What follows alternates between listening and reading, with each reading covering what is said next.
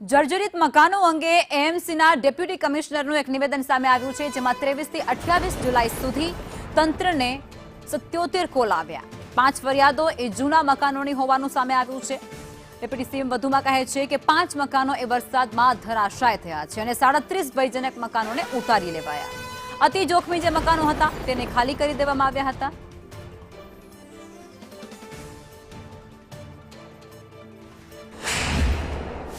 સત્યોતેર જેટલા કોલ આવેલા હતા, અલગ અલગ પ્રકારના હતા, જે પૈકી 5 ફરિયાદો એવી હતી જેમાં આખા મકાનો પડી ગયેલા હતા અને એની સિવાય બાકીના જે 77 હતા એમાં કોઈમાં દિવાલમાં તિરાડ પડી ગઈ છે, કોઈમાં દિવાલ નમી ગઈ છે, કોઈ કિસ્સામાં મકાનનો કોઈ ભાગ પડી ગયો છે. આ તમામ કોલને અમદાવાદ મ્યુનિસિપલ કોર્પોરેશનની એસ્ટેટ વિભાગની ટીમ દ્વારા એટેન્ડ કરવામાં આવેલા છે. એ લોકોને સિક્યોર કરવામાં આવેલા છે. ત્યાં આસપાસના લોકોને સમજણ આપવામાં આવી છે કે તેની નજીક કોઈએ જવું નહીં અને લગભગ 37 જેટલા મકાનોના જે ભયજનક ભાગ હતો એ અત્યાર સુધીમાં ઉતારી લેવામાં આવેલો છે.